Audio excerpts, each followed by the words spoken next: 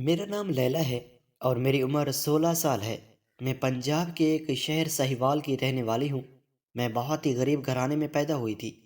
میرا کوئی بھی بھائی نہیں تھا۔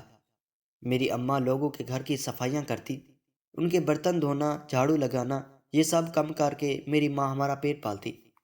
ابو میرے 2 سال پہلے فالج کی وجہ سے بستر پہ پڑے تھے۔ میں نے بھی میٹرک کے بعد اسکول چھوڑ دیا تھا اور سارا دن گھر کے کام کاج کرتی، اور کبھی کبھی تو امی مجھے اپنے ساتھ کام پر لے جاتی۔ میں نے اپنا سارا بچپن اسے ایسے ہی گزار لیا تھا۔ میں ایک بہت ہی پیاری، نرم اور نازک لڑکی تھی۔ دودھیاں رنگ، چھوٹے سرخ بال، ایک نہایت ہی اچھی صورت رکھنے والی تھی۔ لوگ اکثر مجھے دیکھ کے میری امی کو یہی کہتے کہ یہ تو آپ لوگوں کی بچی لگتی ہی نہیں، یہ تو چینی لڑکیوں کی طرح لگتی ہے۔ کیا ہی وہ دن تھے، تب میری عمر 16 سال تھی۔ میں ابھی پڑھنا چاہتی تھی، لیکن جب اپنے گھر کی طرف دیکھتی تو مجھے اپنے ماں کی طرف دیکھ کے دکھ ہوتا کہ وہ کیسے ہمارا پیٹ پال رہی تھی۔ کسی طرح وہ اتنی مشکل سے ابو کی دوائیوں کا خرچہ اٹھاتی۔ میں تو کبھی کبھی روتی ہوئی اللہ کے سامنے گڑ گڑاتی کہ میرے نصیب میں کیا لکھا ہے۔ اللہ کو ذرا ترس نہیں آیا میری ماں کے مقدر لکھتے وقت؟ میں تو کبھی کبھی یہ بھی سوچتی تھی کہ کاش اللہ تعالیٰ مجھے لڑکا بنا کے بھیج دیتا، میں اپنے ماں باپ کا اس بڑھاپے میں کچھ آسرا تو بن جاتی۔ لیکن خیر، سوچنے کا تو کچھ ہونا ہی نہیں تھا، لیکن ہوتا وہی ہے جو اللہ کی رضا پر ہوتا ہے۔ میں ادھر اپنی ماں کی زندگی بتا رہی، لیکن سچ ہے ان کی زندگی مجھ سے بہت اچھی تھی۔ جو زندگی میں اب گزار رہی تھی، اس کا تصور بھی نہیں کیا سکتا۔ میری جیسی زندگی تو خدا کسی دشمن کی بھی بچی کو نہ دے۔ میں اپنی داستان کہاں سے شروع کروں؟ الفاظ ہی نہیں ہے میرے پاس۔ خدا را ایسی زندگی کبھی کسی کو مت دینا۔ ہر آنکھ اشک بار ہو جائے۔ میری داستان سن کر جب میں 20 سال کی تھی تو میرے لیے بہت زیادہ رشتے آنے تھے، لیکن امی میری ابھی شادی نہیں کرنا چاہتی تھی۔ لیکن ایک دن ایسا رشتہ میرے لیے آیا کہ میں امی سے جھٹ سے ہاں کر دی۔ میں حیران تھی کہ امی ایسا کیوں کر رہی تھی۔ جب میں نے امی سے پوچھا تو امی نے بتایا کہ کوئی سعد نام کا لڑکا ہے، بہت اچھا لڑکا ہے، میری ایک دوست کے جاننے والوں میں سے ہے۔ اس نے بتایا ہے کہ لڑکا ایک ہی ہے، اس کا کوئی بھائی نہیں ہے۔ 2 بہنیں ہیں جن کا شادی شدہ ہو چکی ہے، اور وہ اپنے علیحدہ گھر میں رہتی ہیں۔ ایک دن ان کی امی، بس اتنی سی فیملی تھی، اگر تمہارے ادھر شادی ہو جائے تو مجھے امید ہے تم بہت خوش رہو گی۔ اچھے لوگ ہیں، دیکھے بھالے ہیں، مجھے تو اچھے لگے ہیں، باقی تم بتا دو کہ تمہارا کیا خیال ہے۔ میں بھی یہ سن کر بہت خوش ہو گئی تھی کہ شاید میری قسمت اب بدلنے والی ہے۔ چلو، کوئی نہ کوئی تو میری قسمت بدلنے والا آ ہی گیا ہے۔ ان لوگوں نے بولا کہ ہم لوگ سادگی سے نکاح کر کے اپنی بچی کو لے جائیں گے، اور آپ لوگ جہیز وغیرہ کی ٹینشن مت لیجیے گا۔ ہمارے گھر میں اللہ تعالیٰ کا شکر ہے، ہر نعمت موجود ہے۔ میری امی ابو اس بات سے بہت خوش ہوئے کہ شکر ہے ان لوگوں نے جہیز نہیں مانگا، اگر مانگ لیتے تو ہم کدھر سے پورا کرتے۔ خیر، اس بات پہ تو میں خود بھی بہت راضی تھی۔ نکاح کے لیے ان لوگوں نے صرف 1 ہفتہ دیا تھا۔ اتنی جلدی نکاح کرنا بھی کچھ سمجھ میں نہیں آیا تھا، لیکن خیر، جیسے تیسے کر کے نکاح ہو گیا تھا اور میں ان کے گھر پر آ گئی تھی۔ گھر خوبصورت تھا، 3 منزلہ گھر، ماربل لگا ہوا تھا۔ میں دیکھ کے ایک محلے کے حیرت میں آ گئی تھی۔ جب اپنے کمرے میں آئی تو وہ بھی سجا ہوا تھا۔ مجھے ایک لمحے کے لیے اپنی قسمت پر یقین ہی نہیں آ رہا تھا کہ میری قسمت بھی اس قدر اچھی ہو سکتی ہے۔ پہلے تو میں اللہ سے گڑ گڑاتی کہ میری آپ نے قسمت کیسے لکھی ہے، کیا میری قسمت میں یہی تھا؟ اللہ تعالیٰ بھی بس دل کو دیکھتا ہے۔ سعد بہت اچھا انسان تھا، اور سب سے بڑی بات، میری ساس بہت اچھی تھی، مجھ سے بہت پیار کرتی تھی۔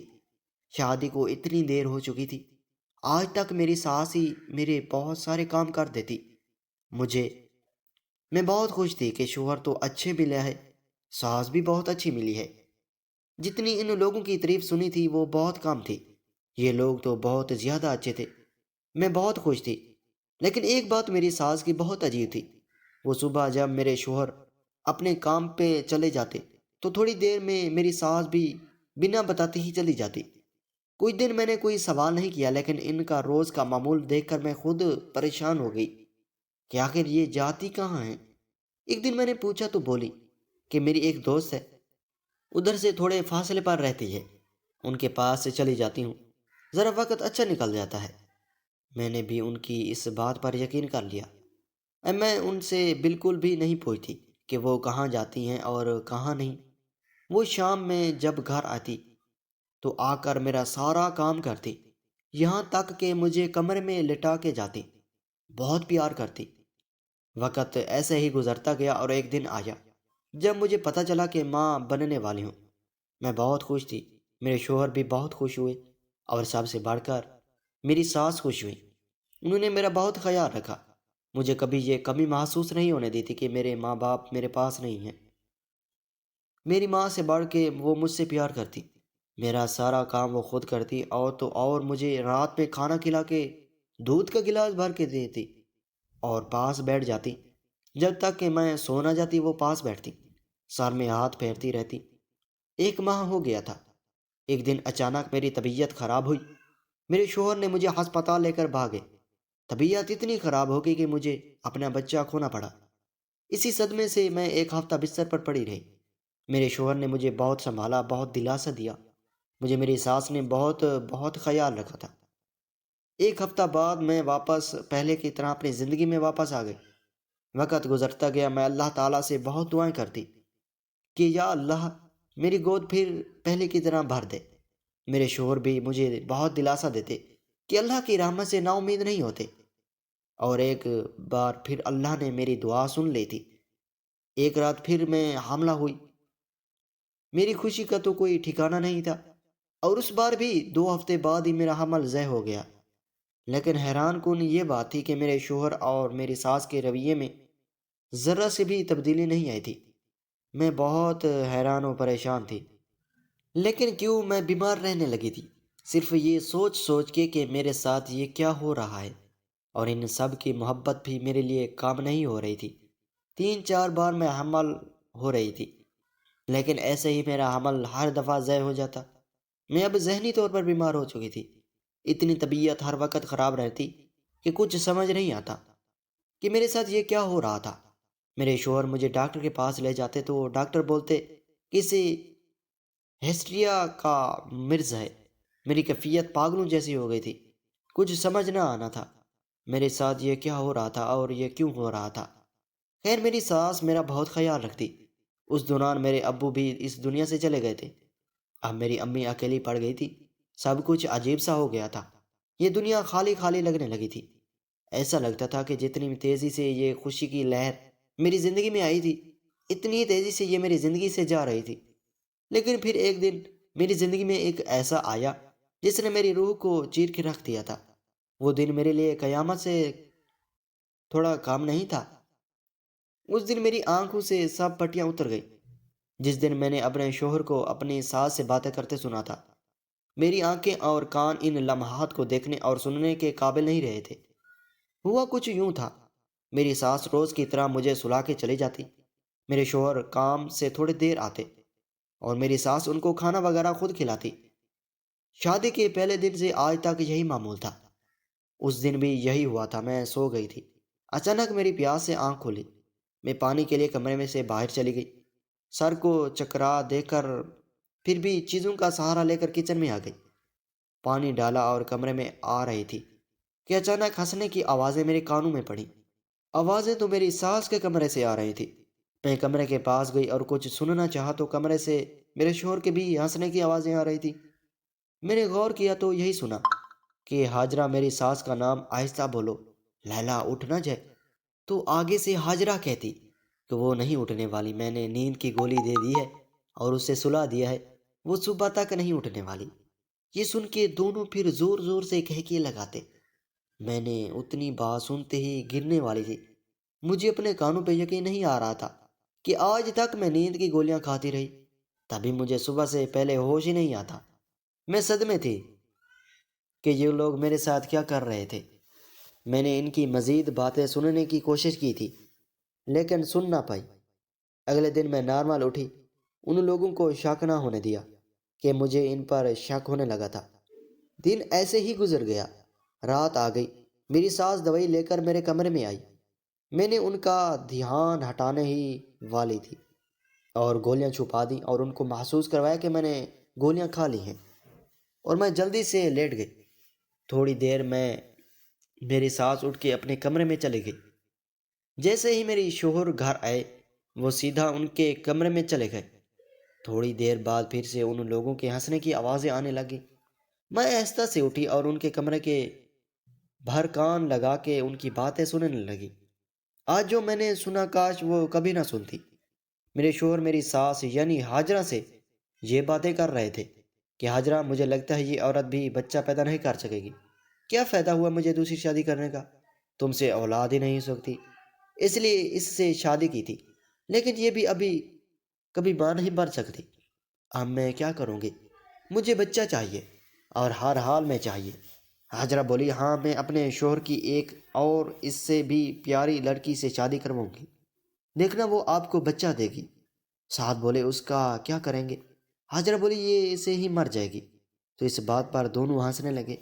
یہ سب سننے کے بعد میرے تو پاؤں تلے سے زمین ہی نکل گئی تھی۔ میں نے کبھی ایسا سوچا بھی نہیں تھا کہ جس عورت کو میں اپنی ماں کا درجہ دے بیٹھی ہوں، وہ تو میرے شوہر کی پہلی بیوی ہے۔ یہ سب میرے ساتھ کیا ہو رہا تھا کچھ پتہ نہیں چل رہا تھا، پر میں نے بھی اللہ تعالیٰ کا شکر ادا کیا تھا۔ میں جلدی سے اپنے کمرے میں بھاگ گئی اور کمرے کی کنڈی لگا کر رونے لگ گئی۔ میرے ساتھ ایسا پتہ نہیں کیا ہوا تھا، پتہ نہیں میں نے کون سا گناہ کر دیا تھا جس کی مجھے سزا مل رہی تھی۔ مجھے تو اب خود پر غصہ آ رہا تھا۔ میں تو سجدے میں گر پڑی تھی، اللہ تعالیٰ کے سامنے روئی۔ اب میں اپنی موت کو بہت قریب سے دیکھ رہی تھی۔ دل میں خیال آیا، صبح سعد کے کام پہ جانے کے بعد ہاجرہ سے ایک بار پوچھوں گی کہ ان لوگوں نے میرے ساتھ ایسا ہی کیوں کیا۔ زندگی تو میری اب ختم ہو گئی تھی، اب ایک بار ان سے جواب ضرور لوں گی۔ روتے روتے کب آنکھ لگ گئی پتہ ہی نہیں چلا تھا۔ صبح جب میری آنکھ کھلی تو سعد کام پہ جا چکے تھے۔ میں اٹھی اور سیدھی ہاجرہ کے کمرے میں چلی گئی تھی۔ ہاجرہ میری طرف دیکھ کے حیران رہ گئی کہ میں ایسے اس کے کمرے میں کیسے آئی۔ سیدھی اس کے کمرے میں جا کے اس کے ہاتھ پکڑ لیے اور بیٹھ گئی تھی۔ ہاجرہ، تم نے میرے ساتھ ایسا کیوں کیا؟ اتنا بڑا دھوکہ تم کیسے کر سکتی ہو میرے ساتھ؟ میرے یہ سوال ہاجرہ کو چونکا دینے والے تھے۔ اسی وقت ہاجرہ اپنی اصلی حالت میں آ گئی اور بولی، تمہاری اب ہمیں ضرورت نہیں ہے، میں بچہ پیدا نہیں کر سکتی، اس لیے میں نے اور سعد مل کر یہ سب کیا، لیکن میں یہ بھی نہیں چاہتی کہ سعد کے کبھی بھی اولاد ہو، اس لیے میں تمہارے بچے بھی مارتی رہی اور تمہیں اسی دوائیاں دیتی رہی جس سے اب تم اندر سے بالکل خالی ہو گئی ہو، بہت جب اب تم اوپر پہنچنے والی ہو۔ میں تو تم کو دودھ میں کوئی چیز ملا کے دیتی تھی، دیکھو کیسا حال کر دیا میں نے تمہارا۔ یہ سب باتیں مجھے تیر کی طرح لگ رہی تھی۔ میں نے ہاجرہ کو اس کے کندھوں سے پکڑ لیا اور ہلایا اور صرف یہی بولا کہ اللہ تعالیٰ انصاف کرنے والا ہے، تم نے جو کیا ہے تم اس کی سزا ضرور پاؤ گی۔ میں تمہیں اب کچھ بھی نہیں کہوں گی، اللہ تو بڑا رحیم ہے، اللہ مجھے انصاف دے گا اور تمہیں اس کی سزا ضرور دے گا۔ میں وہ گھر چھوڑ کر چلی گئی تھی، اپنی امی کے پاس آ گئی تھی۔ تھوڑی دنوں کے بعد خبر آئی کہ دونوں کی کار ایک ٹرک میں لگی اور وہ دونوں وہیں مر گئے تھے۔ یہ بات تو حقیقت ہی ہے کہ اللہ کی لاٹھی بے آواز ہے۔ میں بھی اب اپنے اس زندگی کے آخری دن گن رہی تھی۔ کیا میں نے اللہ تعالیٰ کے اوپر فیصلہ چھوڑ کے صحیح کیا تھا؟ مجھے آپ کا جواب کا انتظار رہے گا۔ شکریہ۔